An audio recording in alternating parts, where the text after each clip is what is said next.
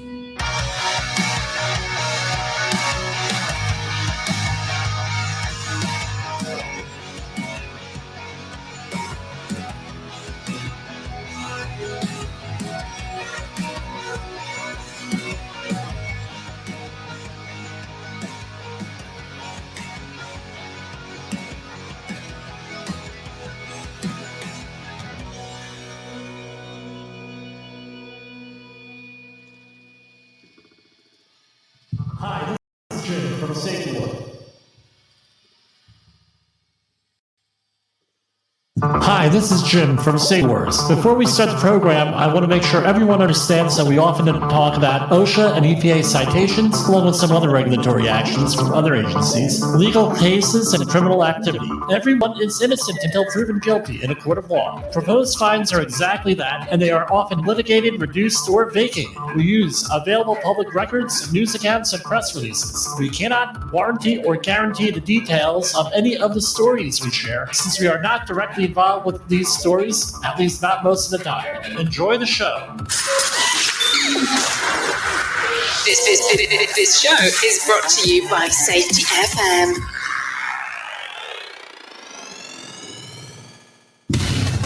And from the border of liberty and prosperity and the highway to the north, this is Safety Wars for Friday, February 2nd, 2024. Where did January go? Where did Jim go for the last week? We had some situations come up.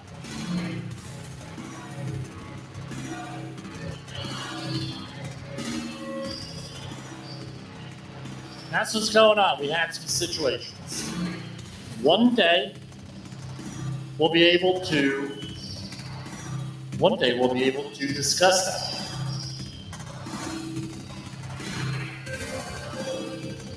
Okay, I'm getting some feedback. Let's see.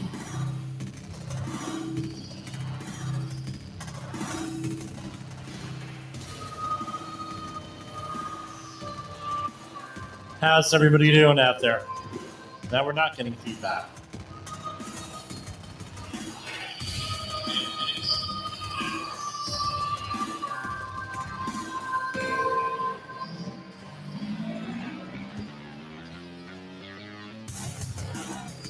Okay, there we go. We're good.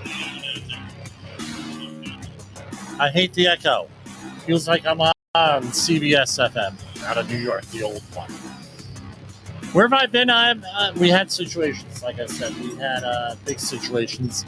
One day I'll be able to talk about all of these situations, but not right now. Anyway, our last program here was Alec Baldwin. Right? The whole Rust thing going on there. I want to say hello to everybody out there on Rumble. We're getting a lot of views out there on Rumble and on Brighteon, along with all the other ones out there. I appreciate everybody doing their thing to help support the program. Today I gave a safety training class. I had a couple of people who are listeners come and they listen to Safety FM. They also listen to this show. So, Mike, You're out there. Thanks for the feedback. Frank, thanks for the feedback. And John, thanks for the feedback. I really appreciate it and all the encouragement. So this is the last month of season 3 of Safety Wars. We're going to be moving on to season 4 in March. It's been one hell of a ride here. Where, again, if you want to get in contact with me, 845-269-5772 or jim@safetywords.com. You can also reach out to me on LinkedIn. I had some folks reach out to me on LinkedIn this week. I'm open to all different sorts of work. And, of course, if you're looking to advertise here and sponsor some programs, give us a call. We'd appreciate it. The other thing, so we had discussed, like I said, Alec Baldwin the last time. Why do we keep on talking about Alec Baldwin? I'm just fascinated by this whole thing, especially since it was a workplace accident. Any way you look at it, and the way that they manage it and the issues that are coming up. Just remember, all these things that are going on here started with a workplace accident, a workplace fatality, not allegedly, and again, I'm going to say allegedly not doing a lot of requirements out there that you have to under OSHA, even in the movie industry. We're going to have an interview coming up in the next month on someone who's an expert on safety in the movie industry, and we'll be discussing it. So this happened on Wednesday of this week. Alec Baldwin pleaded not guilty Wednesday to involuntary manslaughter of cinematographer Helena Hutchins during filming of the movie Rust in 2021. According to multiple reports, after the actor was indicted earlier this month, Baldwin pleaded not guilty to the new charge in Santa Fe, New Mexico, where he was initially charged with 2 counts of involuntary manslaughter that were eventually dropped last year. Now, the inside story here is this. There is an inside story. So, well, what kind of inside story? Well, there is an inside story. Al Baldwin, right? Everything's, and again, an insurance policy, generally speaking. Now, I'm not an insurance guy, but an insurance policy, will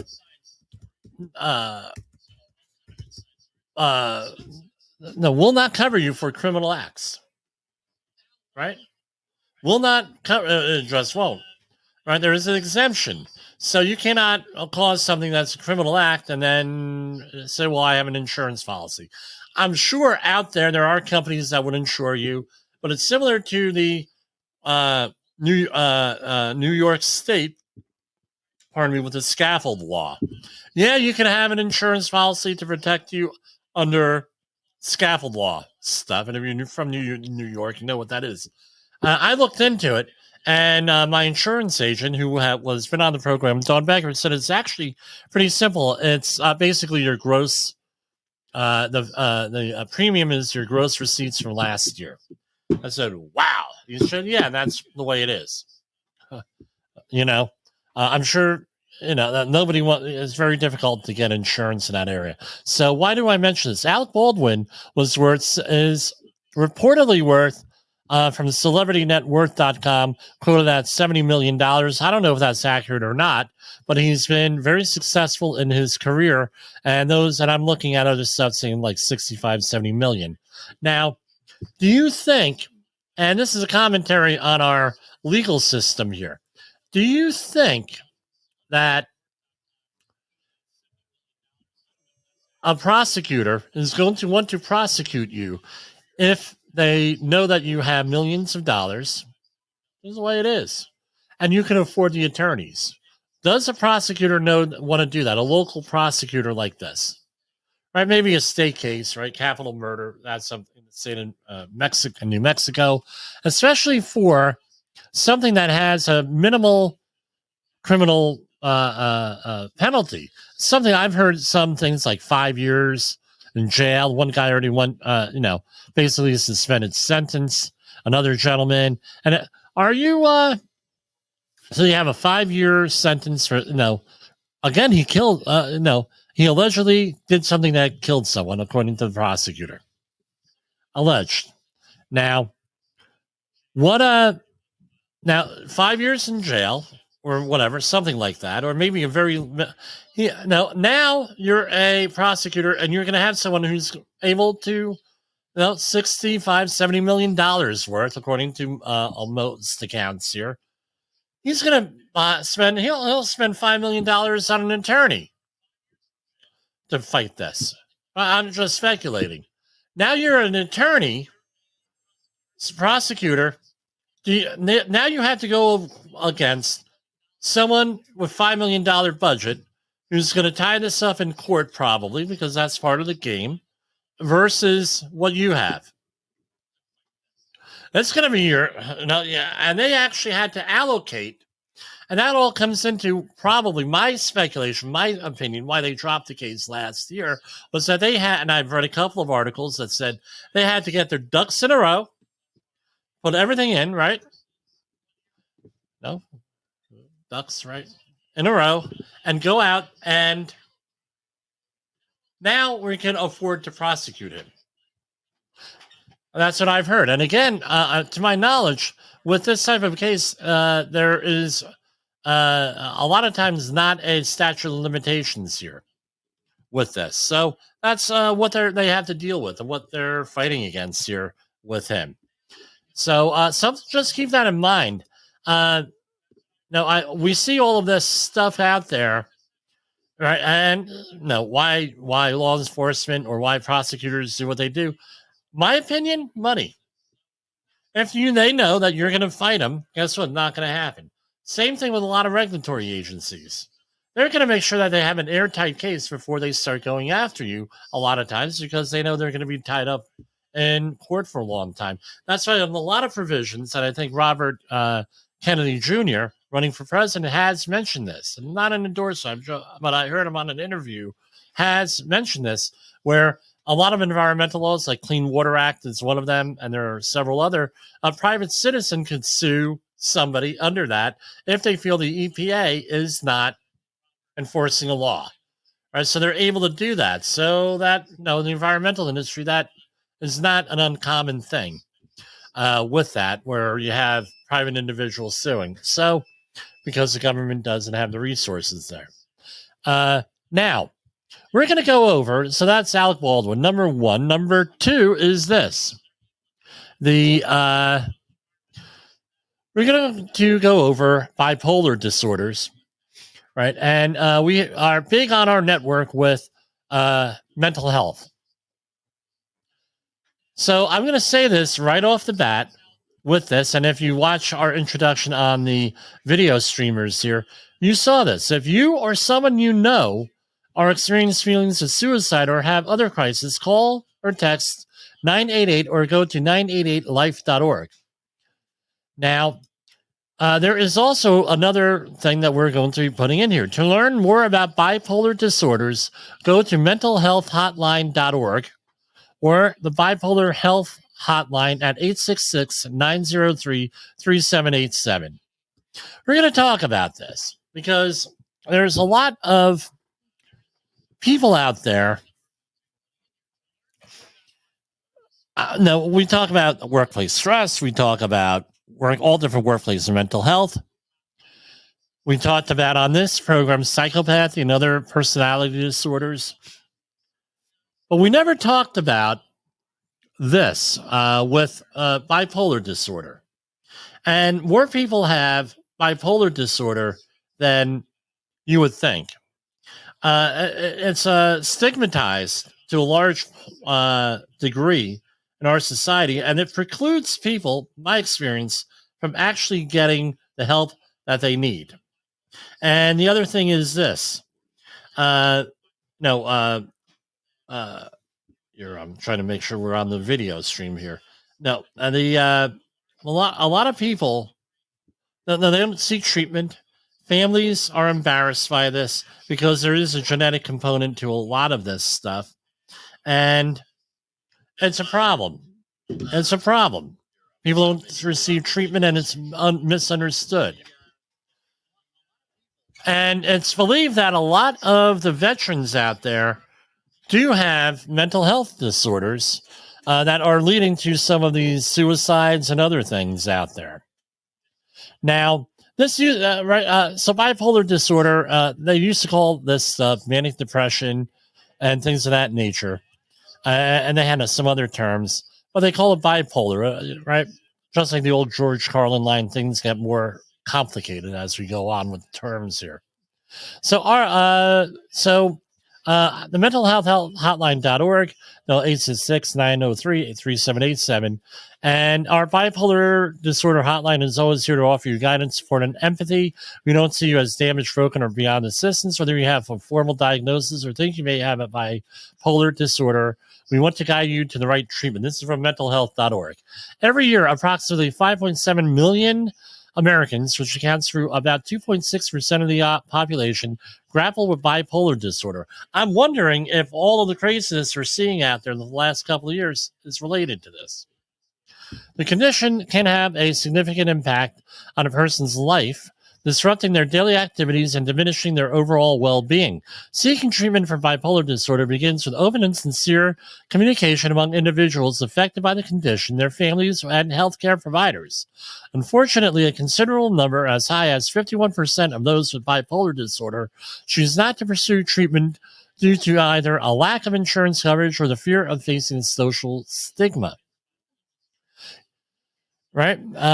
Why you may need it, right? Disorder outline going on. So here's some other statistics.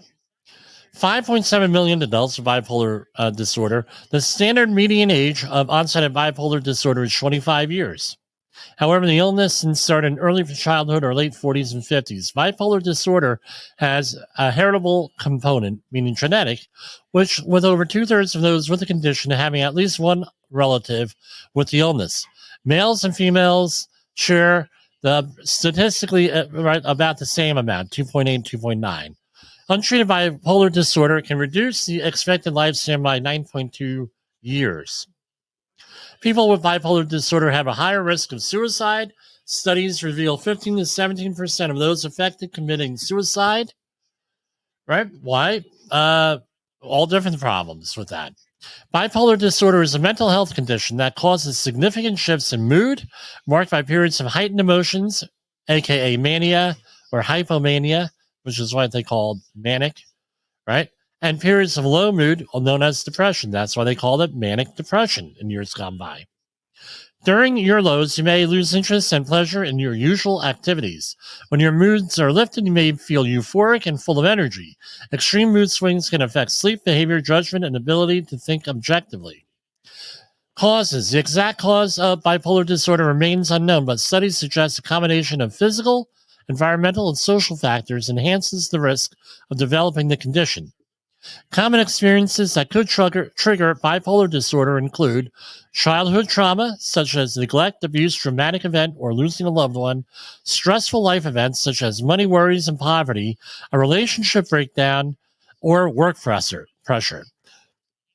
Brain chemistry that interferes with neurotransmitters, genetics, use of some medications, such as drugs and alcohol. That could be legal or illegal drugs and alcohol. Types of, I added that one, all right, because we had a program on that a couple weeks ago. Okay, Siri, be quiet. Bipolar disorders can be categorized into types and subtypes based on how an individual is experiencing different moods and symptoms and how severely they affect them. The following are common types of bipolar disorder. Bipolar 1. You may be diagnosed with bipolar 1 if you experience the following symptoms. At least one major episode of mania that lasted for over a week, major depressive episode lasting 2 weeks or longer. Bipolar 2. The manic episode is less severe in bipolar 1. This type of manic episode is called hypomania, a significant episode of depression either before or after a manic episode. You may cyclothymic disorder. You may be diagnosed with cyclothymic disorder if you have the following symptoms: hypomania or depression that has lasted for 2 years or more. Bipolar, right? And 1 and 2 are the most prevalent, with bipolar 1 being characterized by more pronounced severity. Bipolar disorder can be treated with all different types of medications, including mood stabilizers, antipsychotics, antidepressants, and anti-medication, along with psychotherapy. Again, this is all got to be diagnosed. And if you have any of this stuff, suspect you do, you're in crisis, please reach out for help for someone. 866-903-3787 is for the Bipolar Hotline. I'll give those folks a shout out there. Okay, we're going to go to commercial break, and we're going to come right back at you. In the professional safety community, communication and planning are just a few keys to your program's success. The question many practitioners have is, where do I start? Dr. Jay Allen, the creator of the Safety FM platform and host of the Rated R Safety Show, has built a global foundation to help you along the way. Go to safetyfm.com and listen to some of the industry's best and most involved professionals, including Blaine Hoffman with the Safety Pro, Sam Goodman with the Hop Nerd, Sheldon Primus with the Safety Consultant, Jim Pozell with Safety Wars, Emily Elrod with Unapologetically Bold, and many others. As individuals, we can do great things, but as a team, we become amazing. Dial into safetyfm.com today and surround yourself with a powerful force of knowledge and support. In an unpredictable world, one voice rises above the chaos. Meet Jim Pozell, a seasoned safety expert who's navigated through some of the most dangerous scenarios, from anthrax, explosive cleanups, disasters, and numerous environmental cleanups, and lived to tell the tale. Now, he's bringing his wealth of knowledge, insights, and experiences to you through Safety Wars. From workplace hazards to the hidden dangers in your own home, Jim covers it all. With his engaging storytelling and expert analysis, Safety Wars isn't just a podcast. It's your guide to a safer world. Join Jim Pozell and become part of the Safety Wars revolution. Available on Spotify, Apple Podcasts, YouTube, and wherever you get your podcasts and videos. Safety Wars. Your safety is our mission.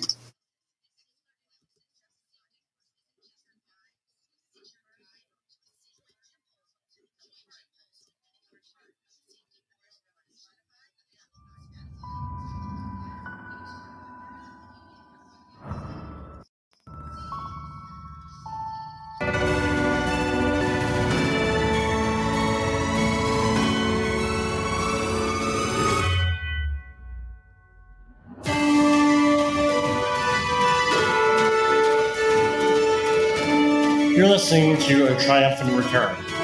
Yes. Right?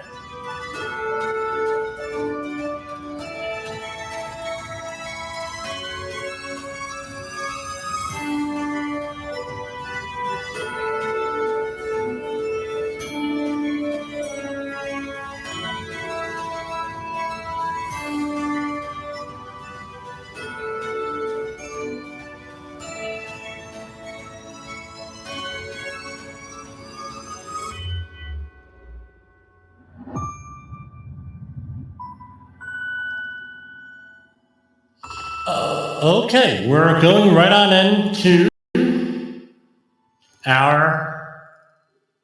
Hold on here. We're going into our regular news and views here. Hold on. Sound. All right. Our regular news and views here. Missed a lot of that there OSHA news. A lot of the OSHA news this week. We had a lot of stories. I don't know what their deal is as far as releasing press releases. It seems like the Department of Labor main place, right, the main website, releases a lot more stuff. Now, this is right from Region 2 out here. And I'm going to say this again. everyone's innocent until proven guilty. Everybody is. That's basically everyone's innocent until proven guilty. These things are legislated, litigated, vacated, and every other kind of thing. So these are proposed violations and proposed citations, not the final thing. All right. So here we have a company. Department of Labor fines New Jersey Transportation Company $437,000 after inspectors find workers exposed to safety and health hazards at a Paulsboro site. Paulsboro is across from Philadelphia. In New Jersey speak, it's around exit 2 or exit 3 on the New Jersey Turnpike. OSHA initiated this inspection in July 2023 in response to an employee complaint that alleged safety and health deficiencies. So this is a case of employee calling 1-800-321-OSHA or on the website and reporting things. The agency cited the company for one willful violation because they did not properly maintain safety data sheets for chemicals, including corrosives. 3 repeat violations involved chemical container labels that were not updated. Therefore, workers were not made aware of the new names of chemicals, eyewash stations that were not properly maintained, and medical evaluations that were not conducted for workers prior to respirator use. So this would be, especially if you're in a transportation company, this would be a perfect program, a perfect section to give them. Say, hey, listen to this guy's Safety Wars. He's at about 24 minutes after the hour. He talks about this stuff. All right, so let's go and see what this is here. With this, do they have...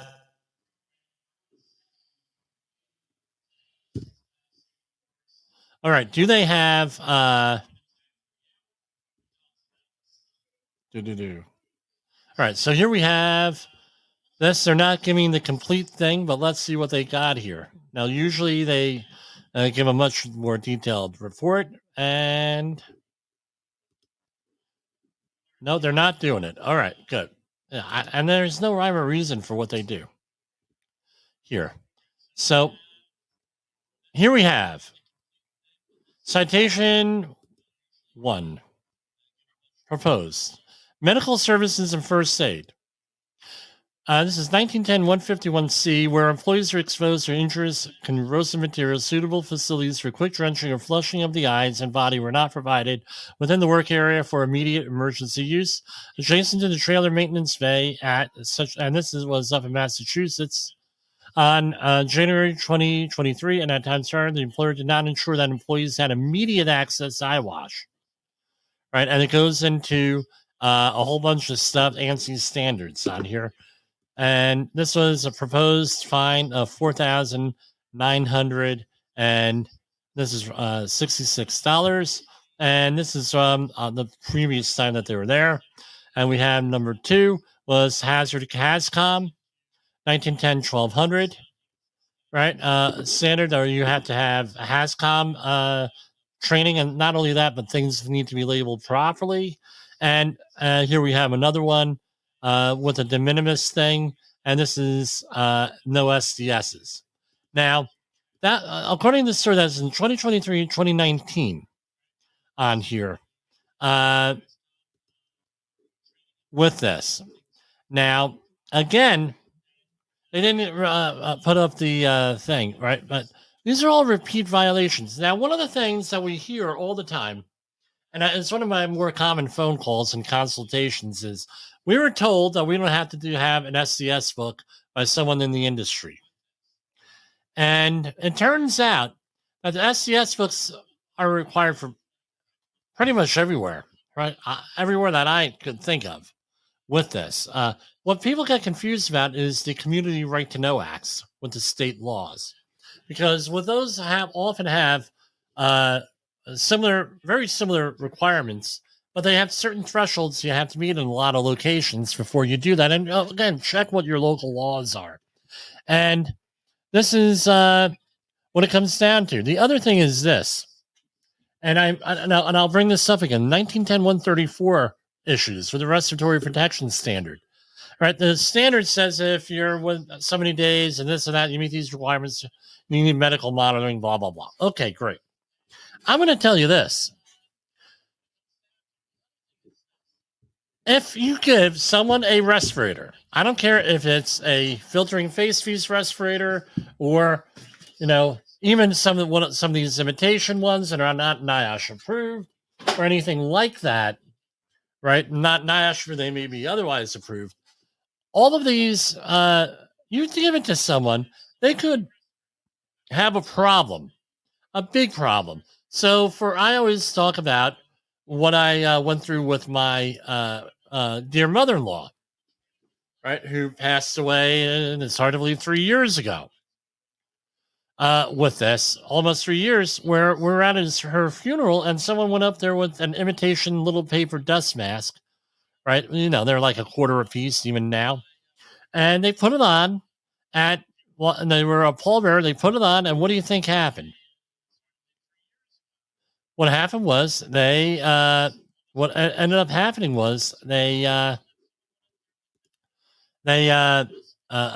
a seizure and they dropped the coffin. Now, when they were coming out of the church. Why do I keep bringing this up? Is that this is not on paper. This is reality. If you're going to put the dirty little secret out there that nobody likes to talk about is this. The reason why they recommend masks, one of the reasons was rather than N95 respirators for everybody, right? We talk about supply issues. We talk about it. Well, guess what? If it's not NIOSH certified, companies believe that they don't have to give any respiratory protection training, no medical monitoring, no nothing. And you know what? OSHA is not going to say a lot. Who's going to say something? It's going to be workers' comp or lawsuits and everything else, right? Torts when people have that kind of situation that we experience. Yeah, an OSHA is not going to go out with and inspect the several hundred million workplaces to try to find out. No, they're not going to do that. They'll concentrate on hospitals. They'll concentrate, that don't need N95 medical applications, things of that nature. And why do I talk about respirators again? Because anytime now, the medical facilities I've been in the last week, every one of them have required masks, mandatory, because we have a huge COVID outbreak. Here we had a situation where a funeral that I know of on Monday in my family, they had a COVID outbreak at the funeral. Big deal here, right? So something to think about here. Now, make sure that again, if you're not sure, give us a call, 845-269-5772. Our next one, U.S. Department of Labor cites Silver Creek plumbing contractor after 34-year-old employee's fatal fall and exposure to hydrogen sulfide. So way back when I got involved in the health and safety field, 1992, a former employer of mine got pulled in on a job in South Jersey where a police officer, and there's a plaque dedicated to this police officer where let me see if I can get his name. South Jersey, 1992. So,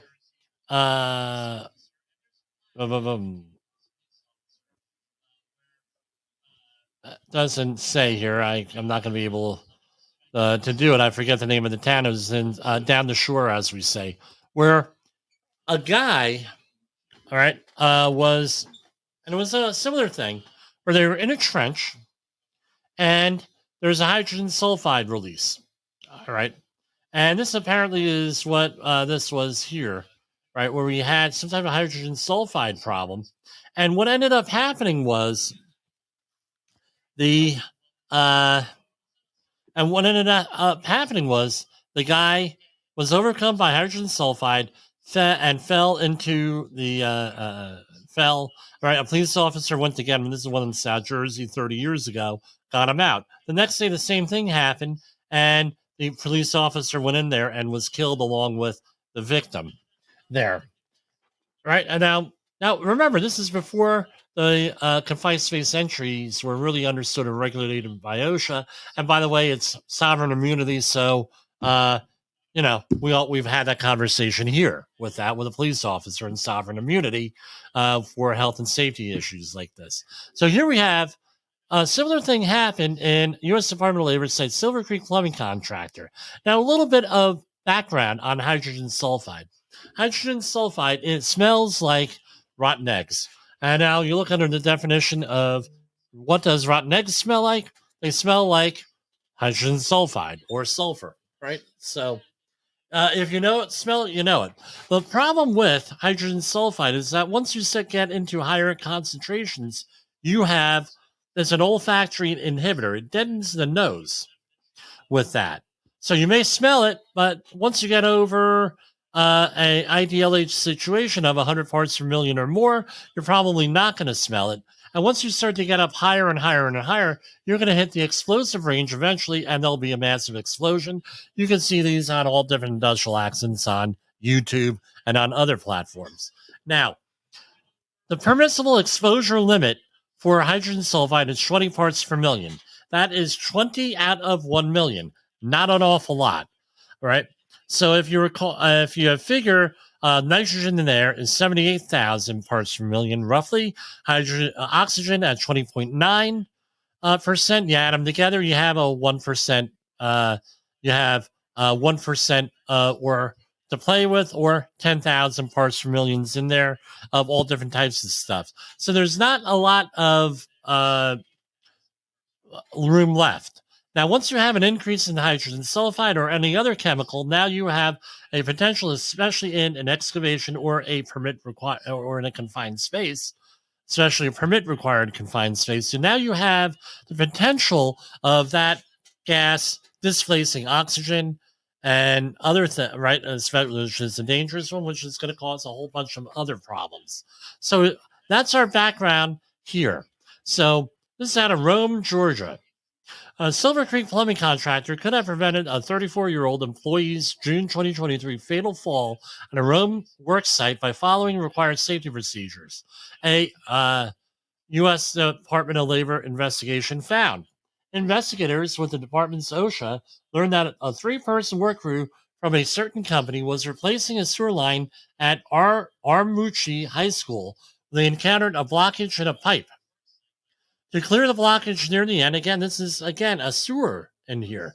So sewers, hydrogen sulfide, because of decaying organic matter. To clear the blockage near the end of the 60-foot-long trench, one worker entered a manhole. Now, you're going to say he's in a trench. What do you need in a trench? Come on. What do you need in a trench? Right? So under the trench regulations, you need a competent person. If you say competent person, you are correct. Bonfire. You need a competent person. Try that again. Bonfire. Sound effects are not working here. Okay.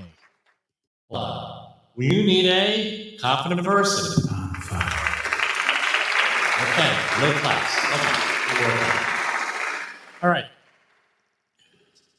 You need a competent person. And with that, now you have a situation where a competent person is supposed to have the authority to assess and analyze everything in there having to do with the excavation and have the ability to take prompt corrective action here. All right? Prompt corrective action in that permit required confined space. There we go with the echoes again. Bonfire. All right? I think we covered it. We got the class that time. So what it comes down to here is this. You have a situation with where you need to have a competent person. You also need a competent person for the pipeline. And what happens is with the pipeline, as a permit required confined spaces, you need somebody to enter that. Now, what do you need? You need training. You need air monitoring. You need to know things, right? Now, often with companies, they still think, well, there is no construction permit standard for the confined space entries, And guess what? They're wrong. Since 2015, 9 years so far, we've had this regulation. I still get a lot of times with companies, oh, there is no regulation for construction. Well, things have been updated in the last 30 years here. And that's just the way it is. You go out here, right, right, they encounter the blockage of pipe. To clear the blockage, guy goes into manhole. What do they need? Air monitoring, permit, notifications, training. Goes on and on and on and on and on and on and on. This probably would be a good case study to share with your management, right? A short time later, the worker fell about 20 feet where they succumbed to injuries as a result of the fall, subsequent exposure to a high atmospheric concentration of hydrogen sulfide gas. What were the levels?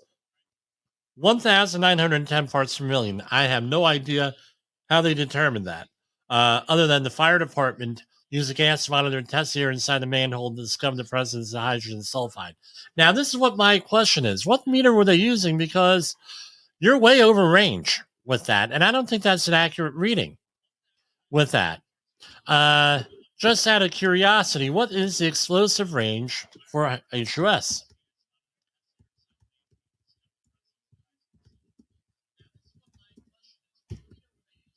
Explosive range of hydrogen sulfide is roughly between 43,000, that's 4.3%, a concentration, 43,000 and 45. So they weren't in danger of having a explosion with levels like this, right? Where they monitored, but we don't know that unless you monitor it. So what they OSHA cited employee for a couple of things. Let's check this out again. Everyone's innocent until proven guilty here. Now let's roll on down. Okay, citation 1, item 1, type of violation serious. A stairway, ladder, ramp, or other safe means of egress was not located in trench excavations that were 4 feet or more in depth so as to require no more than 25 feet of lateral travel for employees. So they're a 6 foot deep by 60 foot long trench. The employer exposed employees to fall hazard and that there was no ladder or other safe means of access or egress. Here we have citation 1, item 2, type of violation serious. Employees were, that's 4688. Employees were working in excavations in which there was an accumulated water or excavations in water that was accumulating and adequate precautions had not been taken to protect employees against the hazards posed by water accumulation. All right, $4,688. Citation 1, item 3. They have to keep. Now, this is something where I disagree with the regulation. The regulation is definitely, in my opinion, is not strict enough. All right. Now, you have an excavation. When an excavation is going to be caving in, it, generally speaking, rule of thumb is going to be whatever the depth of the excavation, you take that, multiply it by 2/3 or 66%, and that is where the soil will cleave. That is according to what I've read and my experience and the training that I have. Some of you are going to write me and say, no, that ain't true. That's a bunch of baloney. Well, okay. Now, in my experience, this is right. So before you have a collapse, the soil cleaves, meaning you get cracks in it. And so let's say you have a 10-foot deep trench. Now, the 10-foot deep trench, you have type C soil, right? And you have to have that. Again, you need a full trading class.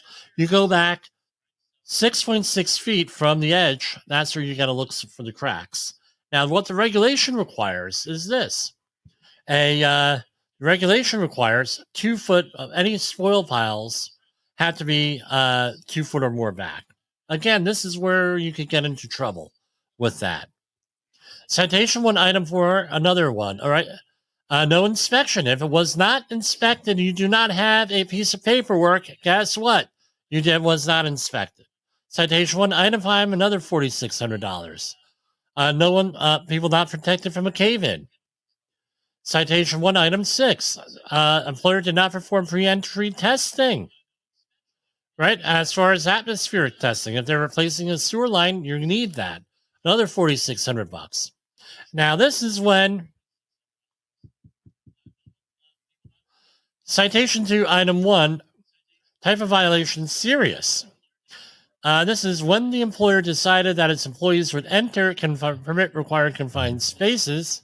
The employer did not develop and implement a written permit space entry program that complied with 29 CFR 1926.1204 and implemented at the construction site.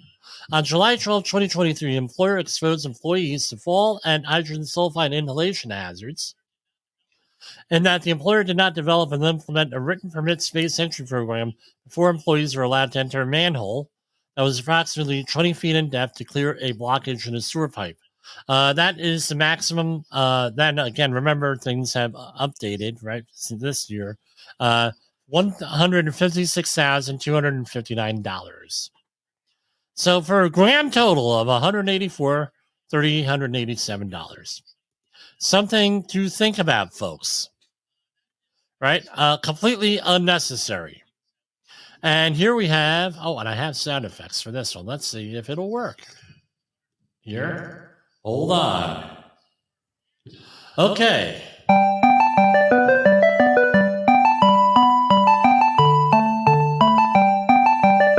Here we have, this is actually one of the original American songs, Turkey in the Straw, also known by millions of happy children everywhere as played repeatedly on ice cream trucks. And they also play this one. A happy song. Responding to a Madison ice cream plant cited for violating multiple safety standards after federal investigators respond to a report of an ammonia release. Usually this has to do with some type of refrigeration. Responding to a report of workers being exposed to anhydrous ammonia, federal investigators that a Madison ice cream plant lacks sufficient process safety management procedures to control the release of hazardous chemicals. Exposure to anhydrous ammonia used in the refrigeration process can cause respiratory injuries and burns to the skin and eyes. Right? Investigators with OSHA noted $145,097 in penalties. So here we have lockout, tagout penalties. Machine guarding, let's see what this is. Do they give us something? Yes, here we have. Again, very inconsistent here with the way that they put things out. Scrolling down. The citation 1, item 1, almost $9,000. The guardrail system around holds, right? Did not have a self-closing gates that slide or swing away from the opening. Citation 1, item 2, almost $9,000. The employer did not develop an emergency action plan for reporting fire or other emergencies. Again, I was just talking to a client today. I will be writing one for a client. And along with that goes with an accident management program. Citation 1, item 3, type of violation serious. The employer did not document that equipment complies with recognized and generally accepted good engineering practices. Right? So here we have, I love that, REGAGEP. That's the acronym. So they didn't document current ventilation system design, comply with REGAGEP. The employer did not document that a knockout drum complied with REGAGEP, and the employer did not document the alleyway, also machine room, complied with REGAGEP. Now, they're requiring an abatement certification, right? On that one, they call it out specifically, so $11,162. Now, what does this mean? OSHA cannot write out all of the regulations for every situation you're going to be able to get yourself into, every work situation. So they have a couple of things. One of them is the general duty clause, and that's a pretty hard thing to prove, right? The general duty clause. With that, we have 4 conditions. So what they have are some other stuff in the process safety management standard, 1910-119. is the documenting and complying with equipment that complies with recognized and generally accepted good engineering practices. So you have to have somebody with an engineering seal in general to go and certify this, right? Is basically what it comes down to. That's my understanding. I'm going to stop the share and let me double check that here. It's worth the double check here. OSHA.gov. And here we'll do share screen on this one too with the regulations.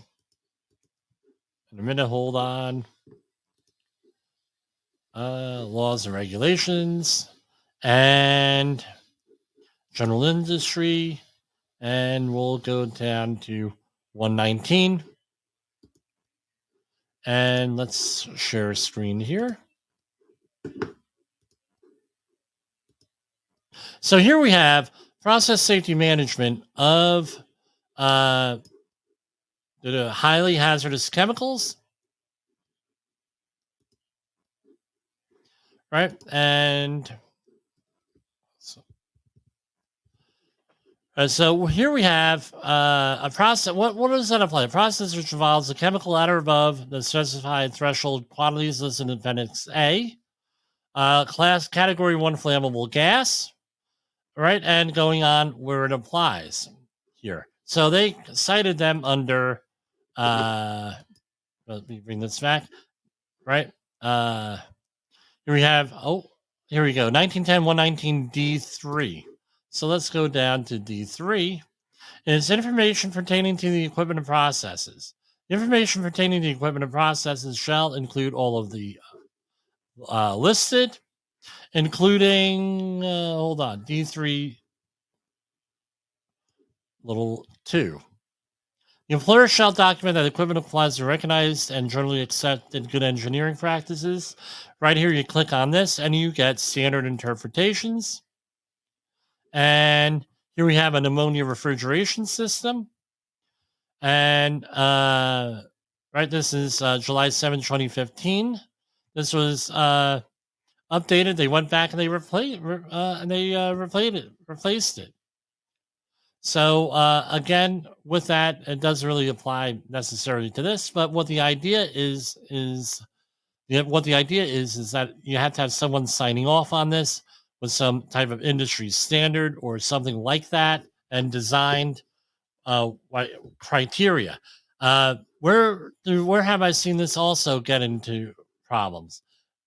Here, you get into problems for whatever reason. You get into problems with painters, right? And this often happens with painters with their process, their abrasive blasting pots. You say, well, what do you mean? Well, a lot of these pots are homemade, right? So they'll take a little piece of this one, they'll cannibalize this, they'll manufacture this, they'll fabricate this, and they'll get this. There's one serious situation in South Jersey a number of years ago where a company went out and they created one of these things and did not inspect it. There was no paperwork on it, so I'm told. Again, this is what I'm told. And they had an issue, and somebody got hurt and killed.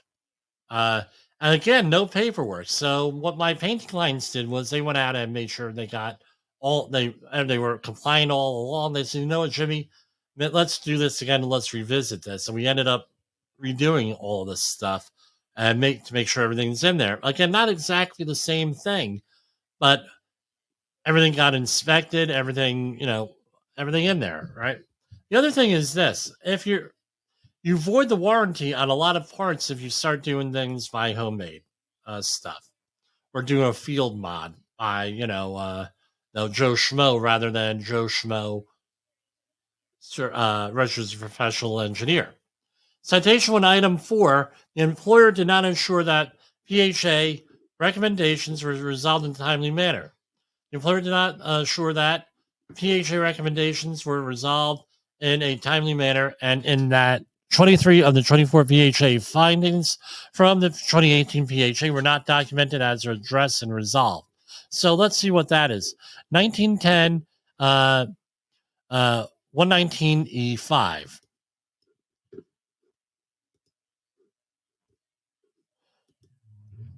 And give me a second here. I start commenting on this stuff. I'm normally not scripted, so what ends up happening is we do the journal indice 119, and this was E5.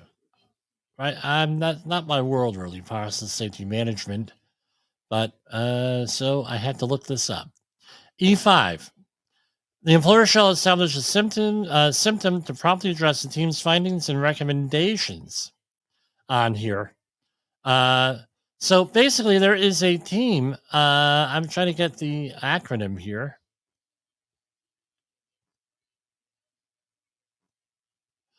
All right. Process hazard analysis, right? PHA. Right. Process hazard analysis. So periodically, this stuff has to go out and being inspected. So you're changing something, management of change or something like that. You have to go out periodically. Here we have 1910, 119E6, at least every 5 years after the completion of the initial process hazard analysis. The process hazard has to be updated and revalidated by a team meeting the requirements of a whole bunch of stuff here, right? Workers, engineers, scientists, whatever is appropriate there. Now, what do you have to do? You come up with findings, and then you have to make sure you have closeouts on them. So we did this, we addressed this, we addressed this. We didn't address this for this reason. And you go through the whole thing. So that's every 5 years. Now, what ends up, now, what's the point to all of this? What do they go after? Paperwork. You gotta have to make sure your paperwork's up to date. That's why, I was talking to a client today. Right, every January, I make sure all the hazard assessments are done. Every January for all my clients, I put a reminder. And if nothing's been updated, I need an email on it, put it in writing, put it in a file somewhere. Very important that you have proof that you do this stuff. Again, no management of change, nothing updated. Here, when things changed, citation 1, item 6, another $11,100. Right, and going on and on and on and on. So citation item 8, serious lockout tagout, $11,100. Lockout tagout, another one, $15,000. No planning, no training, nothing like that. No procedures, lockout tagout. Machine guarding, another $15,600. And then another one for HAZCOM, written hazardous communication. So what do we have here? A grand total, and this is like death by 1,000 cuts here, $145,097. This is an issue here for all of us. Why? Again, here we didn't have a report of a injury. Hopefully there wasn't an injury there. I hope so. But we have a situation where people are not doing what they need to do in the workplace. Right? It's cheaper. All these things are easily remedied, probably. It's going to cost you a whole hell of a lot less than $147,000. Right? And it's just the way it is. So I will hopefully see you next week. We won't have any more stuff hitting the fan here. And I just wanted to thank everybody for your support and hanging in there with us through these trying times here. And we'll get through it. Believe me, we'll get through it. And we're going to get through it better than we were before. For Safety Wars, this is Jim Posel, and we are going to do our outro. I'm a little bit rusty here, guys. We're going to go ahead and do our outro, and see you next week.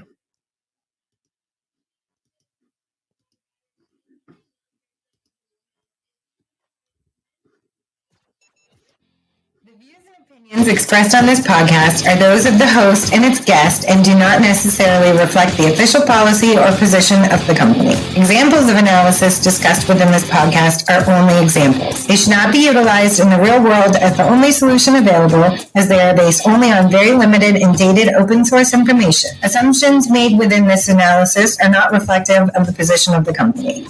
No part of this podcast may be reproduced, stored in a retrieval system, or transmitted in any form or by any means, mechanical, electronic, recording, or otherwise, without prior written permission of the creator of the podcast, Jay Allen.